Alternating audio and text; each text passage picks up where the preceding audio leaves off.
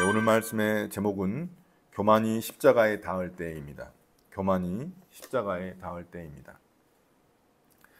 우리는 그리스도인입니다. 그리스도인은 단지 교회에 다니는 사람을 의미하지 않습니다. 하나님의 뜻을 따라 살아가는 사람들입니다.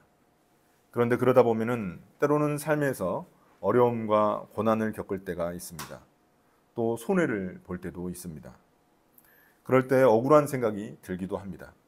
안 믿는 사람들은 이런 기준이나 가치관조차 없는데 자기 마음대로 사는데도 잘만 살고 있지 않냐. 그런데 나는 왜 믿어가지고 이렇게 어렵게 살아야 하지? 왜 하나님 눈치 보면서 살아야 해? 그렇다가 잘 사는 것도 아니잖아. 이처럼 세상 사람들을 보면 예수님 안 믿어도 잘 사는 것 같습니다. 평생 교회 한번 안 가보고 성경 한번 안 읽어도 잘 사는 것 같습니다. TV에서 연예인들 보면 무당 찾아가고 점 보고 굿 보고 또 그렇게 하면서도 잘 사는 것만 같습니다. 이런 생각에 빠지게 되면 그리스도인들 중에서는 세상과 타협한 사람들이 많이 생겨납니다. 교회를 다니면서도 스스로는 크리스찬이라고 말하고 믿지만 세상에 나가면 세상 기준과 가치관에 맞춰 살아갑니다. 그래서 세상 사람들과 다를 게 하나도 없습니다. 이런 삶이 익숙해지면 별로 불편하지도 않고 어색함을 느끼지도 않습니다. 마치 고등학교 때 학교 마치면 곧바로 교복 벗어던지고 사복으로 갈아입는 것과 같습니다. 교회에서 벗어나 세상에 한 발만 뒤지면 곧바로 다른 삶의 가치관으로 교체해서 살아갑니다. 우리가 보는 예레미야서는 유다의 멸망과 회복을 다루고 있습니다. 그런데 거기서 끝나지 않습니다. 46장부터는 이방 민족들의 심판에 대해 다룹니다. 먼저 46장은 이집트에 대한 심판 예언을 했습니다. 그리고 47장부터 49장까지는 유다 근처에 살고 있던 민족들에 대한 심판 예언입니다. 그 중에 오늘 말씀인 49장 1절부터 6절은 암몬에 대한 심판 예언입니다. 우리가 암몬에 대한 심판 예언을 보기 위해서는 먼저 암몬이 어떤 민족인지 알아봐야겠습니다. 성경에서 암몬은 시작부터 좀 문제가 있는 나라입니다. 창세기에 보면 롯이 술에 취하자 그의 둘째 딸이 아버지 롯과 동침하여 생겨난 민족이 바로 암몬입니다. 롯은 아브라함의 조카로서 하나님을 믿은 사람입니다. 그러면 원래 그의 후손인 암몬도 하나님을 믿었어야 합니다. 그러나 그렇지 못했습니다. 그는 하나님을 버리고 몰렉신을 섬겼습니다. 몰렉신은 짐승 머리에다가 사람의 몸을 가지고 있는 그런 괴상한 그런 존재입니다. 이 몰렉신의 특징이 있는데 그 몰렉신의 특징은 사람을 산채로 자신의 자식을 이 불 속에 산채로 바쳐야 한다는 것입니다. 우상의 특징이 있는데 우상의 특징은 가장 귀한 것을 바쳐야 되거든요. 그래서 자신의 자식이 가장 귀하잖아요. 그래서 그 자식을 산 불에다가 태워서 바치는 그런 제사를 드리는 신입니다. 이런 암몬 족속의 그런 조상의 뿌리를 보면은 이스라엘과 암몬은 형제 나라입니다. 왜냐하면 아브라함의 조카가 롯인데 이 롯의 후손이기 때문에 큰 조상의 뿌리로만 보자면 암몬과 이스라엘은 형제 나라입니다. 그럼에도 암몬은 역사 속에서 이스라엘을 자주 괴롭혔습니다. 모세와 이스라엘 백성들이 광야에서 가나안 땅으로 들어가려고 했을 때 그들을 막아섰던 사람들이 모압과 암몬입니다. 그 후로도 계속 암몬은 이스라엘을 괴롭히며 수차례 전쟁을 이어갔습니다. 그런 암몬은 호시탐탐 이스라엘 땅을 차지하려고 했습니다. 북이스라엘이 멸망할 때의 일입니다. 아수르는 요단강 동편 땅을, 이 요단강이 이제 흐르고 있으면 그 동편 땅이죠. 요단강 동편 땅을 점령해서 갓 지파 백성들을 포로로 끌고 갑니다. 그때를 이용해서 암몬이 그 요단강 동쪽 편 그 땅을 차지해 버렸습니다. 그 이야기를 하나님이 1절에서 하고 계신 것입니다. 하나님은 왜 그 땅에 몰렉신을 숭배하는 암몬이 있느냐고 탄식하십니다. 갓지파의 땅을 차지할 자식도 상속자도 없는 것이냐며 안타까워하십니다. 네가 아들이 없냐 딸이 없냐 이런 의미입니다. 어떻게 내가 준 땅을 다른 자들이 차지하고 있느냐라는 그런 의미입니다. 또한 유다가 멸망할 때의 일입니다. 바벨론이 유다를 공격할 때 암몬은 군사를 파견해서 바벨론을 도왔습니다. 그들은 옆에서 유다의 멸망을 기뻐하고 조롱했습니다. 암몬은 자신들이 얻을 이익만 생각하는 그런 민족입니다. 유다가 멸망한 후에도 유다 왕족인 이스마엘을 뒤에서 조종하고 후원한 민족도 암몬입니다. 그들은 이스라엘을 사주하여 바벨론이 세운 유다 총독 그달리아를 암살했습니다. 유다를 멸망시킬 때에는 바벨론을 도왔지만 또한 이처럼 한편에서는 몰래 바벨론을 배신한 것입니다. 한마디로 말해서 암몬은 기회주의자입니다. 저는 오늘 말씀을 묵상하다가 이런 질문이 생겼습니다. 예레미야에는 왜 다른 민족들에 대한 심판 예언이 등장할까? 그게 굉장히 고민이 되었습니다. 다른 나라 사람들이 그렇다고 해서 이 글을 읽는 것이 아니잖아요. 암몬 사람들이 이 글을 읽는 건 아닌데 그런데 도대체 무슨 의미가 있을까 고민했습니다. 분명 이 글을 읽는 사람들은 암몬 사람들이 아니라 유다 사람들입니다. 이스라엘 백성들입니다. 그렇다면 유다 사람들이 이 글을 읽어야 할 이유가 분명히 있다는 말입니다. 무엇 때문에 하나님은 유다 백성들에게 이방 나라들에 대한 심판을 선포하셨을까요? 한번 생각해 보겠습니다. 우상 숭배를 더 많이 하는 나라가 유다입니까? 아니면 이방 나라들입니까? 유다는 하나님도 섬기고 물론 우상도 섬기는 것이 문제였지만 아무튼 하나님을 섬기기는 섬겼습니다. 그렇지만 이방 나라들은 하나님을 섬기지 않고 이방 신들만 섬깁니다. 그런데 왜 심판은 유다만 받습니까? 유다는 억울하지 않을까요?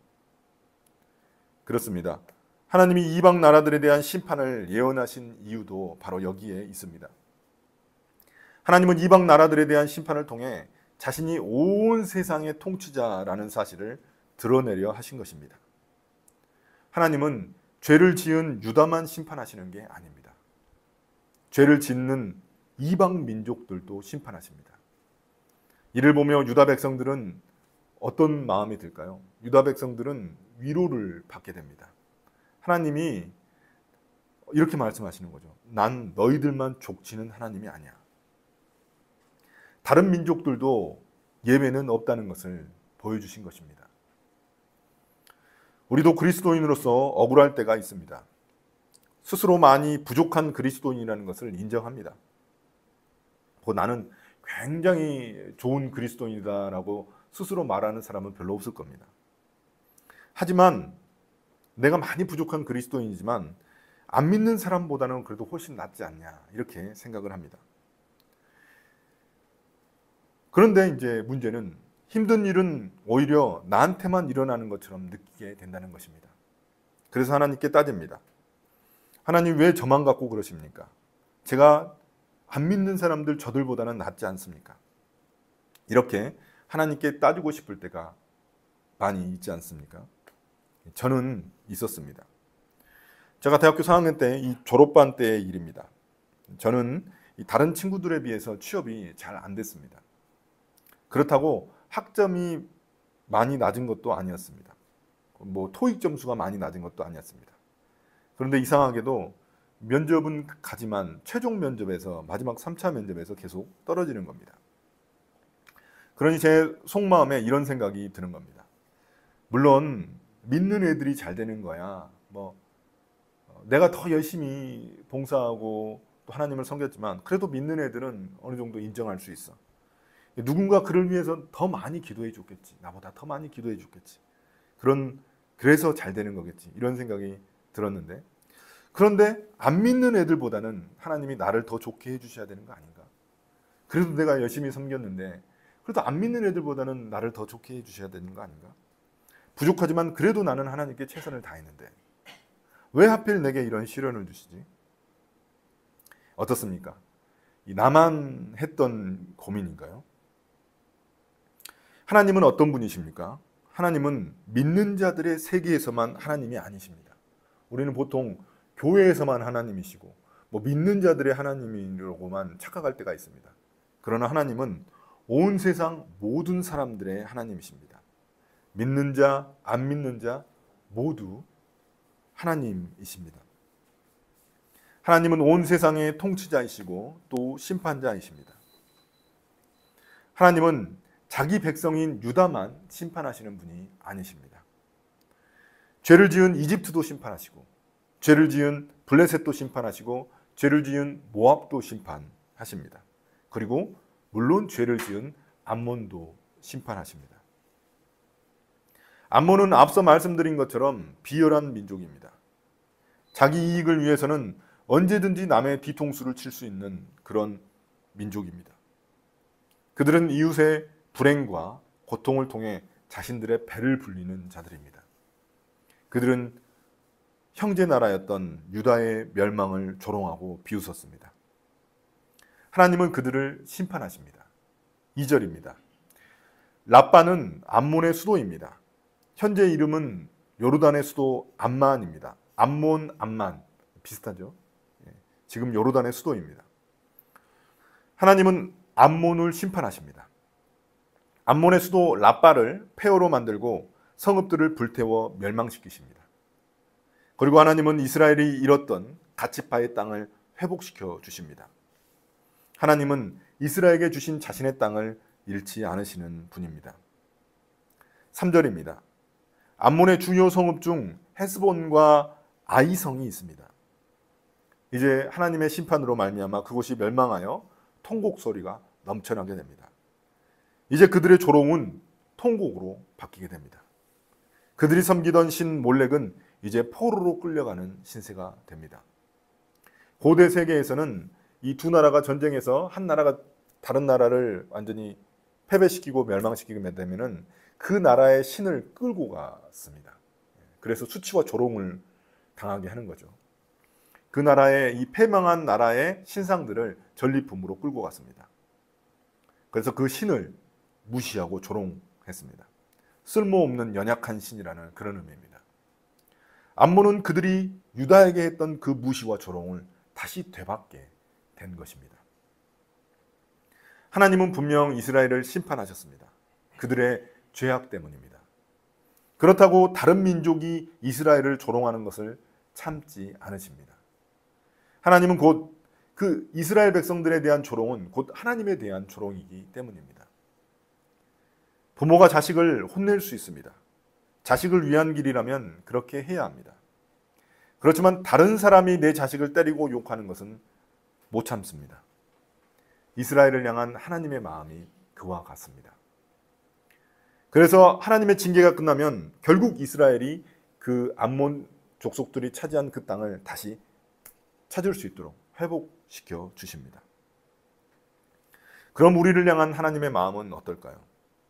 하나님은 우리에게 때로 고난과 고통을 허락하실 수 있습니다. 안 믿는 사람들은 당하지 않는 그런 종류의 고난과 고통일 수 있습니다. 그러나 하나님의 목적은 우리를 망하게 하시는 게 아닙니다.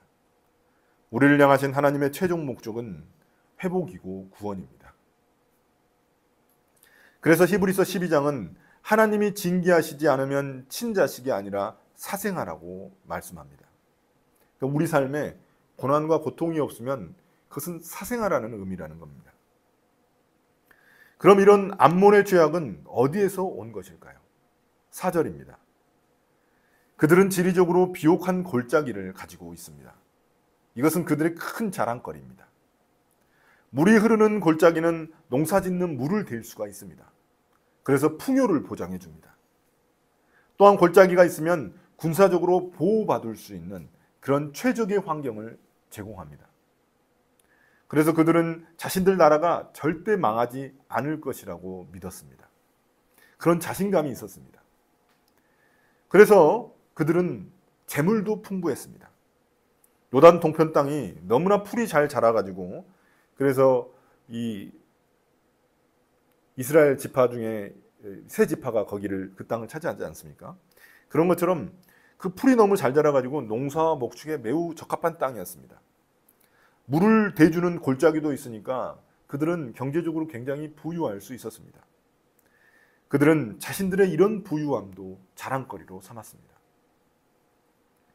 그들이 뻐기는 말을 한번 들어보십시오. 누가 나를 치러 올 수가 있느냐? 한마디로 말해서 내가 제일 잘 나가입니다. 이건 자신감일까요? 아니면 교만일까요? 우리는 때로 자신감과 교만을 헷갈릴 때가 있습니다. 자신감은 내 존재 자체로 인해서 갖는 긍정적인 자기 확신입니다. 자신을 있는 그대로 바라볼 줄 아는 그런 마음입니다. 내가 가진 능력이나 소유와는 크게 관계가 없습니다. 반면 교만은 다릅니다. 내가 어떤 존재인지는 중요하지 않습니다. 외적인 것에 의존해서 그 가치를 측정합니다. 나의 능력, 나의 배경, 또 나의 소유를 실제보다 부풀려서 자랑합니다. 겉으로든 속으로든 남을 조롱하고 남에게 피해를 주면 그것은 교만입니다. 자신감은 죄가 아니지만 교만은 죄입니다. 암몬의 죄는 교만입니다. 그들은 교만하여 아무도 자신들을 칠 수 없다고 자신하지만 실상 그렇지 않습니다. 5절입니다. 하나님은 사방에서 무서운 적들을 불러오셔서 그들을 치게 하십니다. 그들이 근거 없는 자신감, 근자감을 가지고 있다는 것을 분명히 드러내십니다. 실제로 바벨론의 침공을 받고 암몬은 무너집니다. 안 믿는 세상 사람들을 보십시오. 그들은 자신들의 능력이나 소유를 절대적으로 신뢰하는 경향이 있습니다. 그것으로 자신을 평가합니다. 그것의 힘이 자신들을 지켜주고 행복하게 해줄 것이라고 생각합니다. 그래서 결국 돈과 권력, 과학기술, 의학 이런 거를 의지합니다. 그것이 바로 우상숭배입니다. 몰렉신을 섬기는 것과 같습니다. 이를 통해 자신들의 삶을 통제할 수 있다고 믿는 것입니다. 그러나 그들의 끝 역시 하나님의 심판이 기다리고 있을 뿐입니다. 단지 지금 당장 그 심판이 일어나지 않고 있기 때문에 그들은 더욱 교만해지는 것입니다. 이것이 암몬과 같은 교만이 아니면 무엇이겠습니까? 그러나 더욱 위험한 사람들은 안 믿는 사람들이 아니라 우리 믿는 사람들입니다. 종교적인 가면으로 위장하여 스스로를 속일 수도 있기 때문입니다. 유다 백성들을 보십시오. 그들은 예루살렘 성전이 자신들을 지켜줄 것이라고 철석같이 믿고 있었습니다. 종교적인 의식이나 형식이 자신들을 지켜줄 것이라고 믿은 것입니다. 하나님께 제사를 열심히 드렸겠죠. 우리로 따지면 예배를 열심히 했겠죠. 제물을 잘 바쳤겠죠. 우리로 따지면 헌금을 잘 드렸겠죠. 그러나 실제로 그들이 믿는 존재는 하나님이 아니라 예루살렘 성전입니다. 위장된 형태의 우상 숭배인 것입니다. 우리 역시 그럴 위험성이 도사리고 있습니다. 우리의 겉모습으로 자신의 신앙이 우월하다고 생각할 수 있습니다. 나는 새벽 예배도 나오고 주일 성수도 해. 나는 기도도 하고 교회 봉사도 얼마나 열심히 하는지 몰라. 이런 기준으로 다른 사람의 신앙도 쉽게 판단해 버립니다. 분명히 이 사람은 영적 교만의 덫에 걸려든 것입니다. 또한 자신이 원하는 것을 하나님의 뜻이라고 착각할 수도 있습니다. 종교적 가면에 도취되어 스스로 자기 욕망도 하나님의 뜻이라고 정당화할 수 있습니다. 또는 자신이 원하는 것을 얻기 위해 하나님을 도구로 삼을 수 있습니다. 스스로는 하나님을 믿는다고 하지만 하나님을 우상 숭배하는 것과 다르지 않습니다. 분명히 이 사람도 영적 교만의 덫에 걸려든 것입니다. 성경은 교묘하게 숨겨둔 영적 교만에 대해 많이 경고하고 있습니다. 그중 하나가 복음서 3편에 모두 등장하는 젊은 부자 관원의 이야기입니다. 마태복음 19장, 마가복음 10장, 누가복음 18장에 등장합니다. 이 세 편에 등장한다는 것은 그만큼 중요한 이야기라는 의미입니다. 예수님은 그 젊은 부자 관원의 숨겨진 교만을 보셨습니다. 처음 그가 예수님을 찾아와 묻는 말은 이거죠. 어떻게 하면 영생을 얻을 수 있습니까? 영적인 관심이 있다는 의미입니다. 그는 자신이 십계명도 너무나, 율법도 너무나 잘 지키는 사람이라고 소개합니다. 그러자 예수님은 그에게 뭐라고 하십니까? 네가 가지고 있는 전 재산을 팔아 가난한 자에게 나눠주고 나를 따르라고 말씀하십니다. 그 안에 들어있는 그의 숨겨진 교만을 보신 것입니다.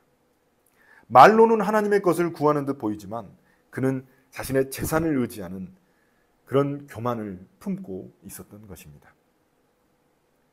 그래서 예수님은 그 이야기 뒤에 이제 제자들을 만나 이런 이야기를 하십니다. 부자가 천국에 들어가는 게 낙타가 바늘길을 통과하는 것보다 어렵다라는 말씀을 하십니다. 그만큼 부자는 하나님보다 자기 자신을 의지하기 쉽기 때문입니다. 내 안정과 평안을 내 힘으로 이룰 수 있다면, 내 힘으로 얻을 수 있다면 왜 하나님을 의지하겠습니까? 이처럼 내가 가진 능력이나 배경, 내가 가진 소유들이 축복이 아닌 저주가 될 수 있습니다. 나를 교만하게 만들어 하나님에게서 멀어지게 만드는 덫이 될 수도 있습니다. 나는 그 덫에 걸리지 않을 거라고 자신할 수 없습니다. 자신할 때 그 덫은 더욱 나를 조여오기 때문입니다. 사탄은 나의 뒤에서 언제나 내가 넘어지도록 쉬지 않고 일하고 있기 때문입니다. 사랑하는 성도 여러분,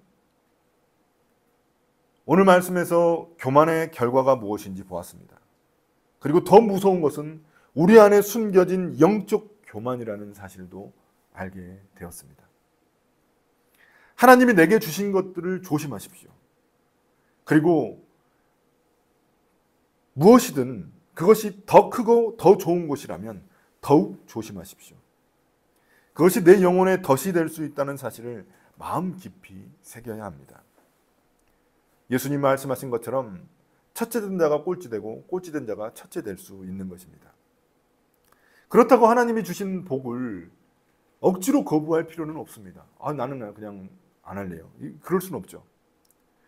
그렇기 때문에 우리는 하나님이 그것을 주신 목적이 무엇인지, 내가 해야 될 일이 무엇인지를 깨닫는 것이 중요합니다. 그것은 나를 섬기기 위한 것이 아니라 이웃을 섬기기 위한 것이라는 사실을 기억해야만 합니다. 내게 주신 것들이 복이 되기 위해서는 반드시 그것을 흘려보내야 합니다. 복이 되기 위해 우리가 복을 받았다는 사실을 기억해야 합니다. 흘려보내지 않는 물이 썩듯 흘려보내지 않는 복도 썩게 됩니다. 그러나 교만에 대한 근본적인 치료법은 다른 것입니다. 하나님은 온 세상을 통치하시는 왕이십니다.